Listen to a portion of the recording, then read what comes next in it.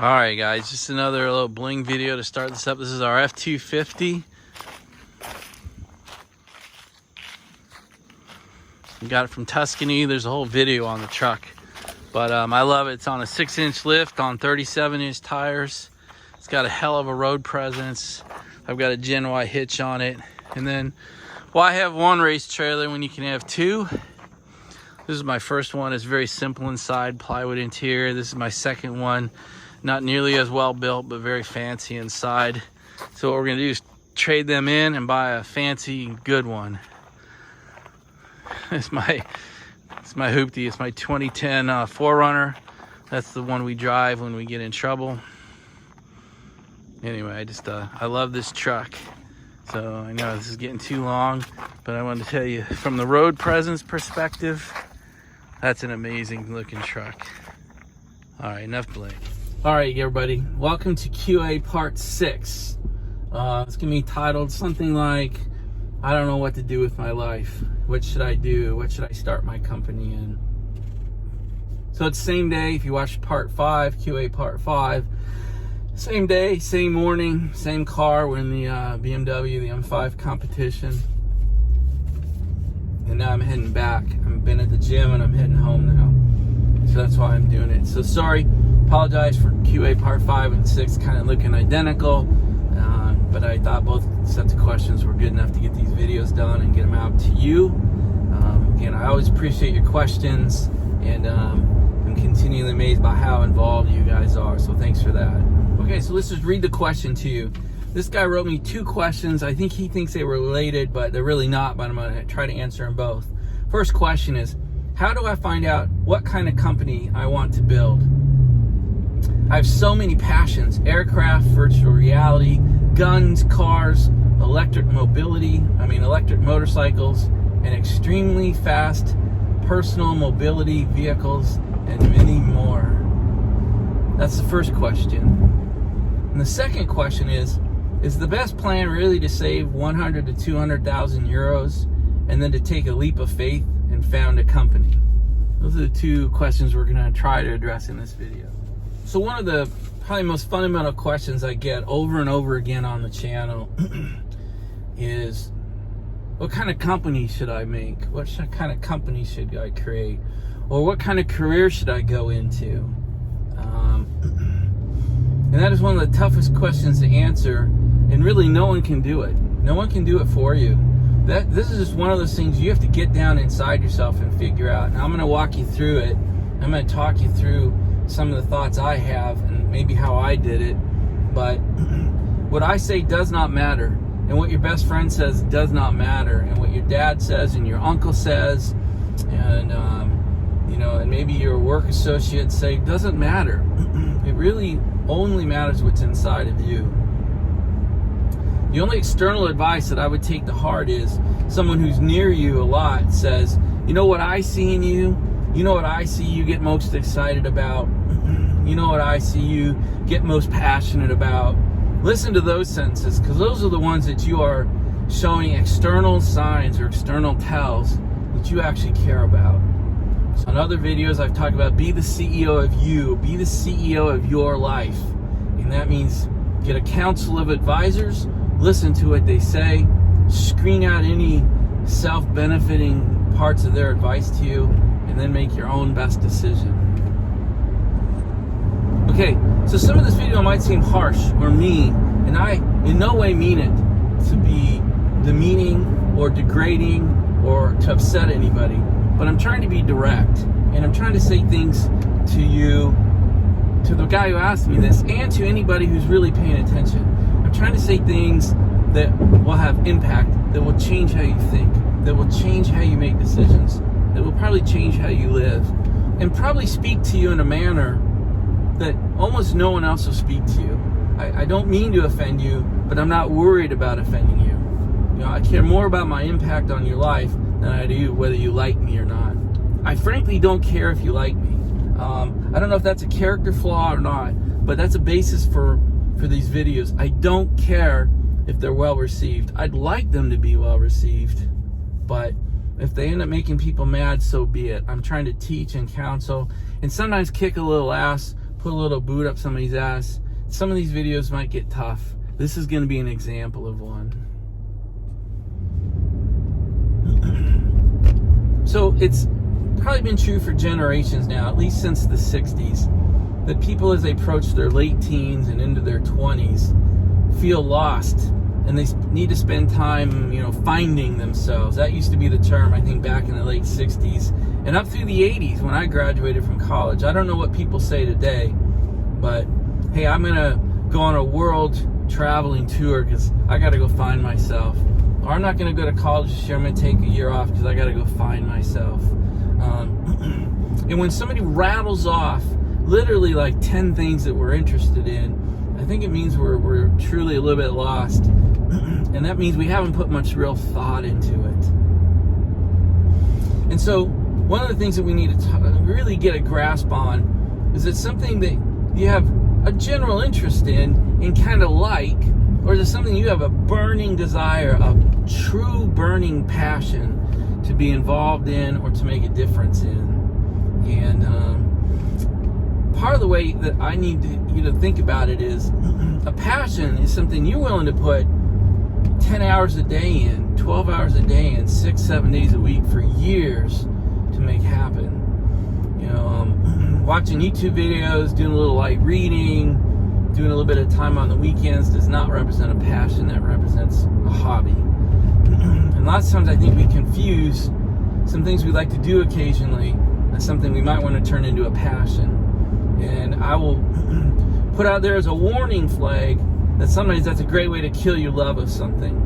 If you like to do something occasionally as a hobby, turning it into a vocation, turning it into something that you have to get done to make money or you ain't gonna make rent, is the quickest way to kill your love of something. So I'll give you a couple examples out of my life about turning something you love as a hobby into something that's like a funeral dirge as a career.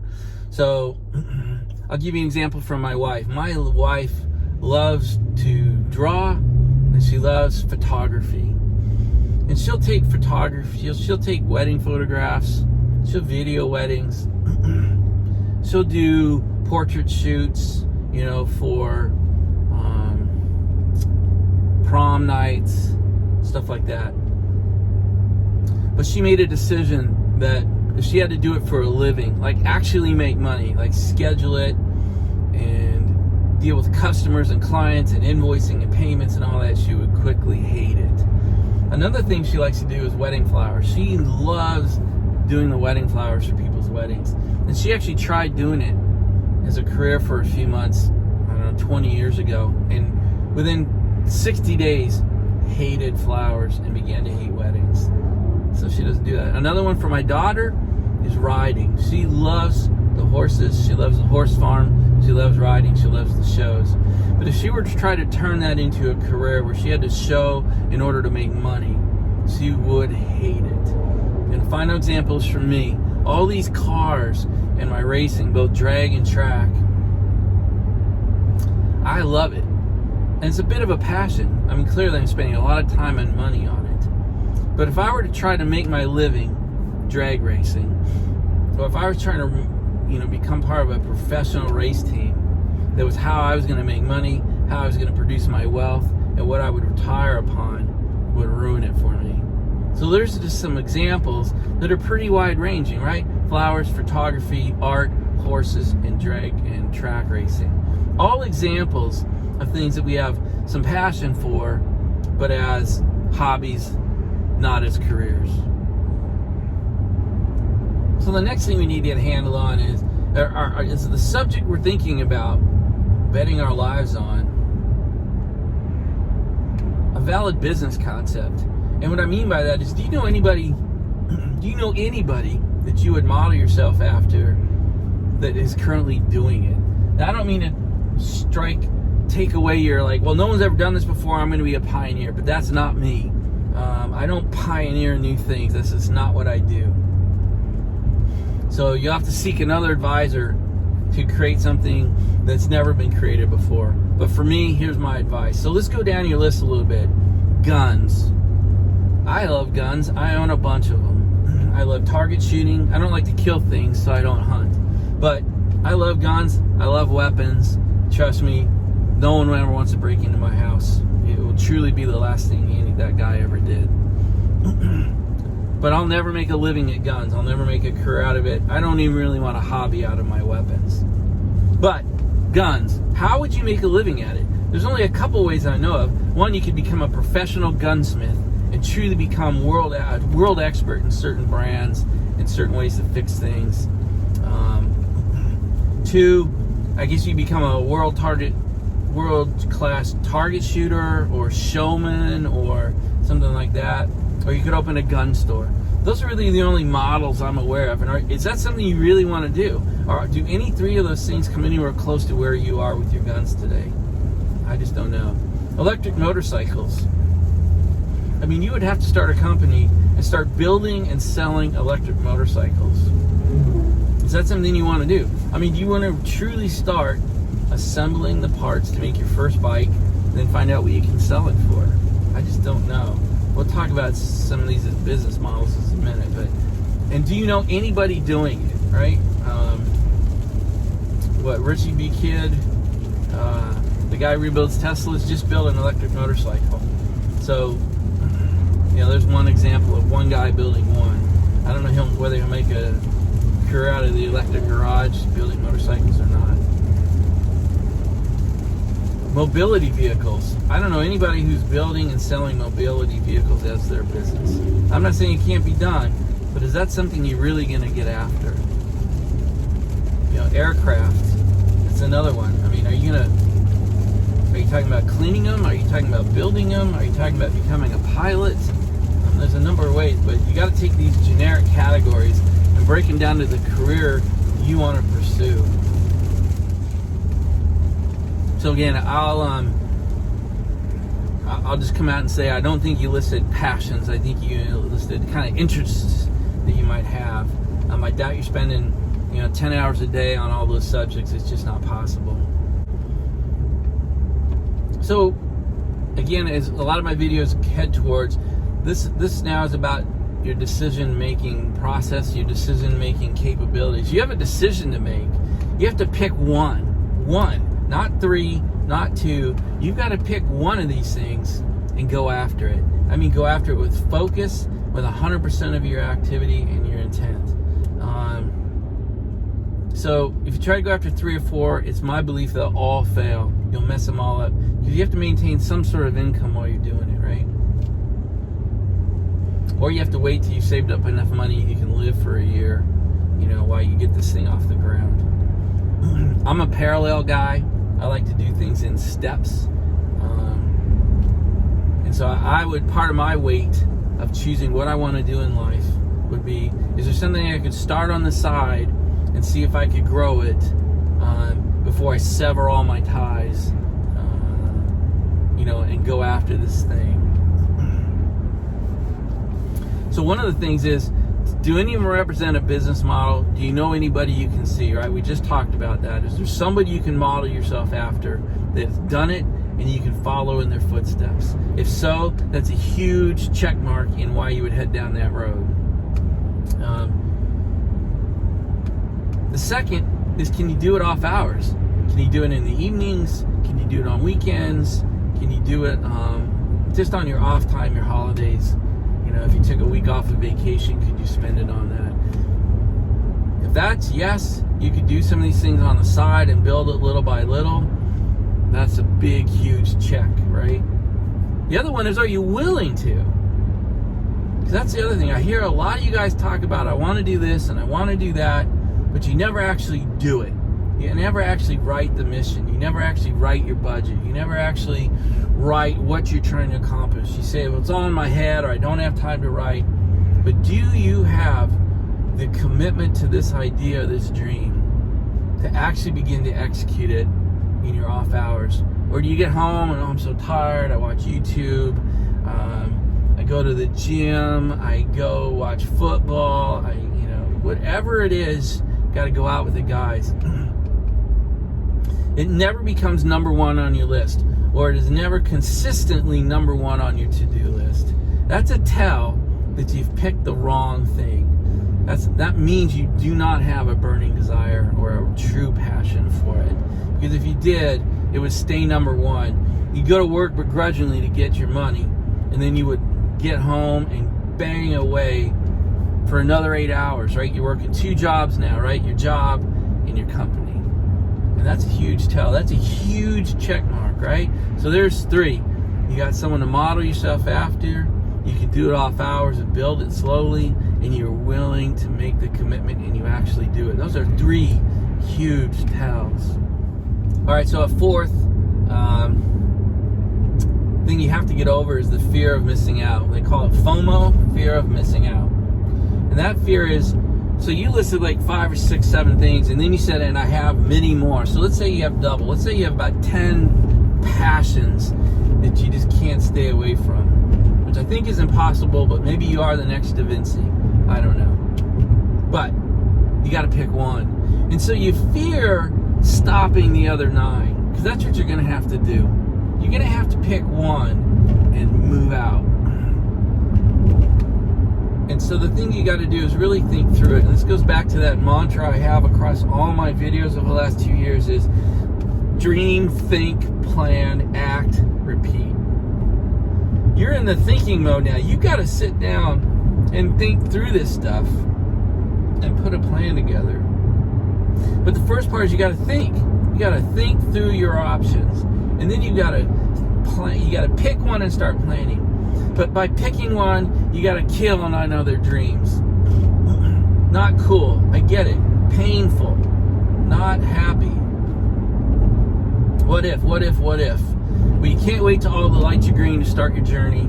And every journey starts with the first step. And you got to get rid of FOMO.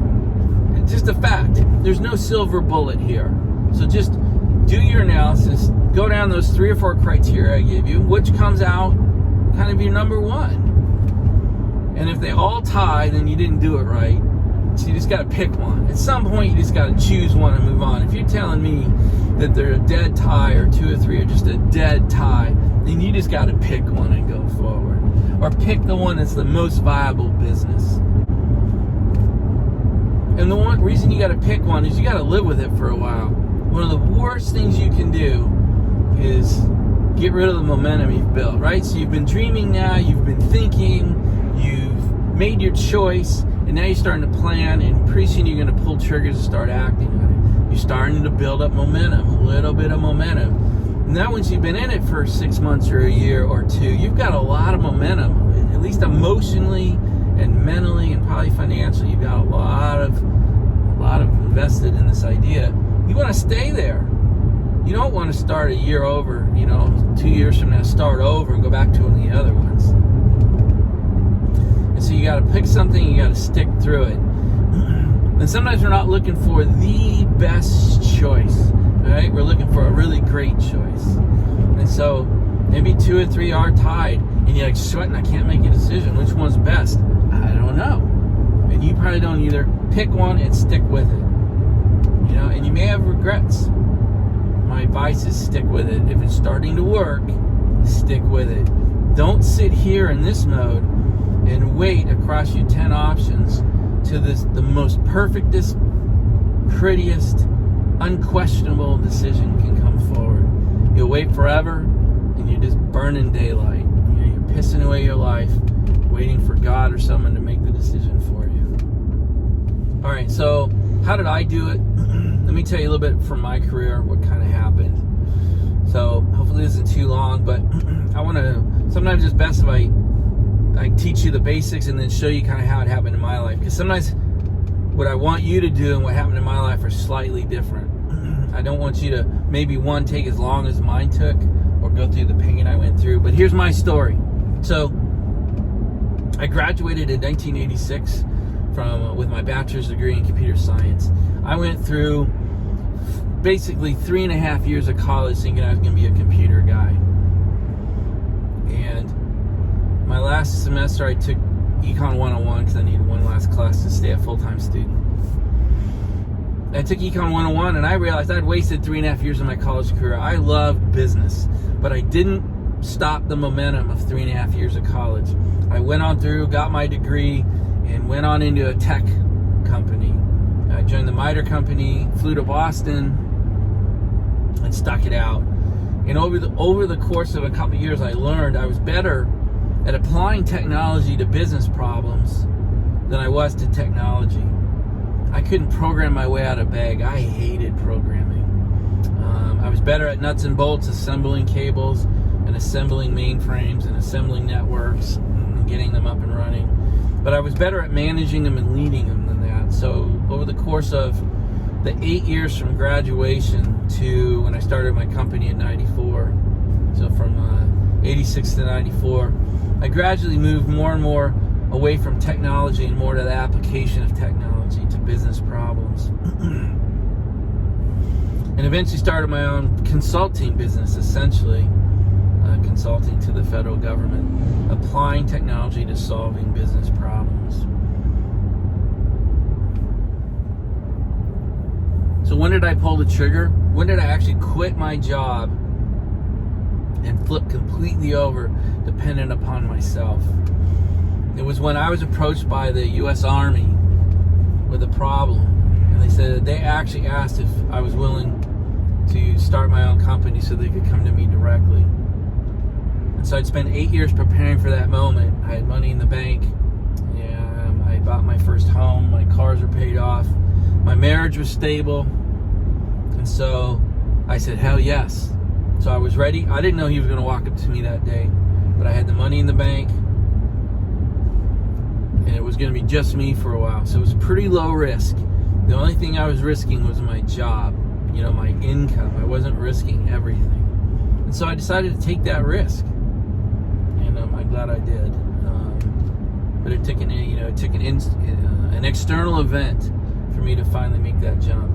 But I was prepared, I was ready, I was able, and so I took the jump. And so, some of you can say, well, you were just lucky, but I was prepared. So when preparation meets opportunity equals luck. So I was prepared, I had an opportunity, so I got lucky, if that's what you want to call it. So I'll also come clean to you and tell you about as I left high school and went to college, so I backed you up in my timeline a bit because I did have some indecision. I went to college knowing I was going to get a degree in geology and go be a park ranger. Can you believe that? Because I love nature, I love outdoors. I climbed Mount Rainier a bunch of times, guided a few groups up the mountain there. I've probably summited 13, 15 times, done all the peaks around the state of Washington. I just love that life. And then two things occurred. I took a geology class, and I looked up the pay scale for park rangers. And both those two events added together killed my desire to be a park ranger in January of my freshman year. So I switched, and I'd been good at technology throughout my high school years. One of my best friends, Eric Gunnarsson, who might watch this, was a tech genius, literally a genius, still is to this day. And so I was kind of following him a little bit. And then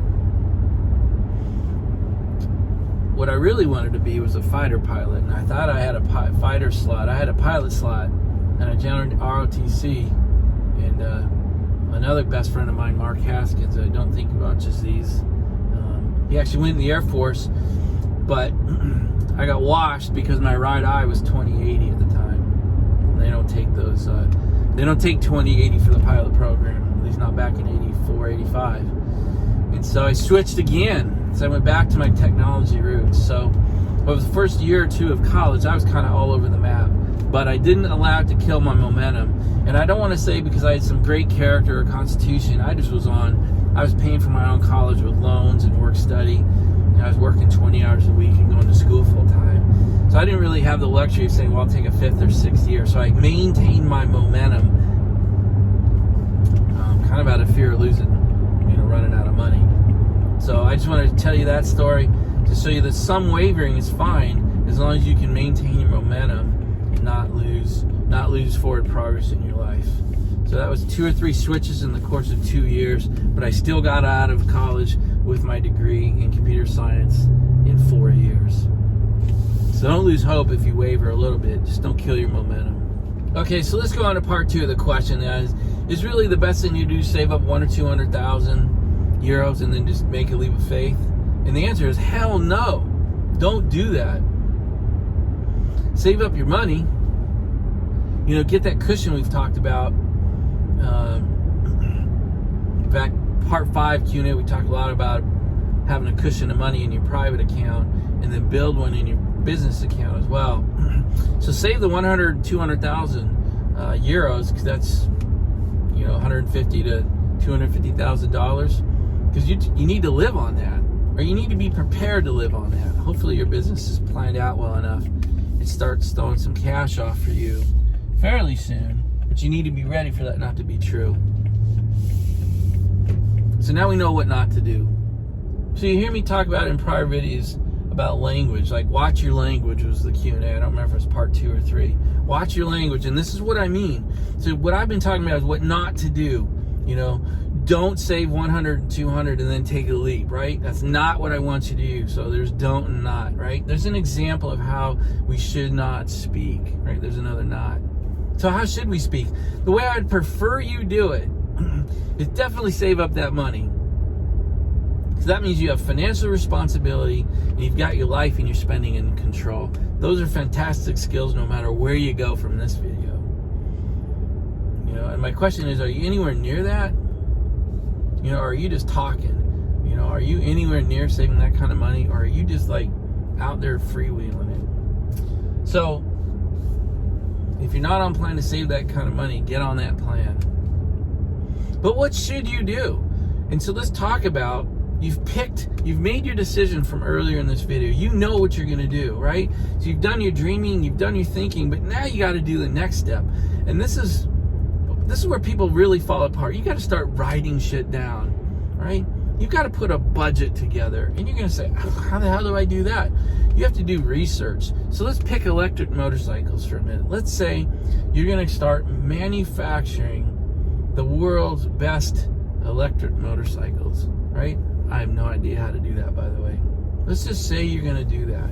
That means you got to sit down and plan. What do electric motorcycles sell for today? And what are you going to price yours out as? And what do they cost to make? You have to go through and price it all out. How long will it take you to make it?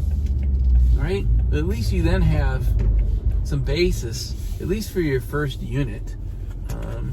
How are you going to get this done? Some park so I can actually talk to you for a few minutes. So you got to put a business plan together, okay? So how much does one cost to make for you? Like, actually go list all the parts out. Go out and find how much each part is going to cost. I mean, create a spreadsheet.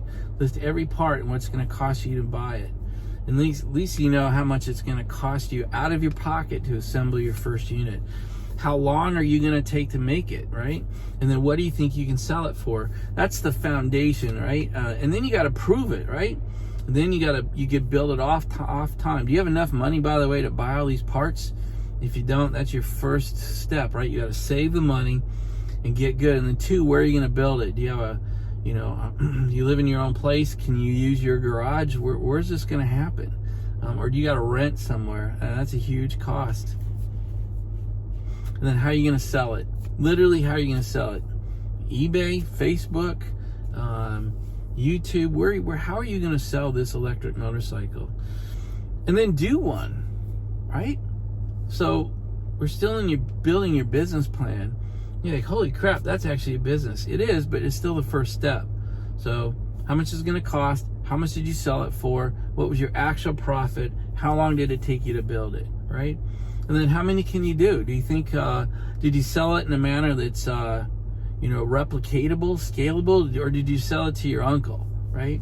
Or are you starting to develop a footprint or a face print in the market? How many can you do? Can you build one a week?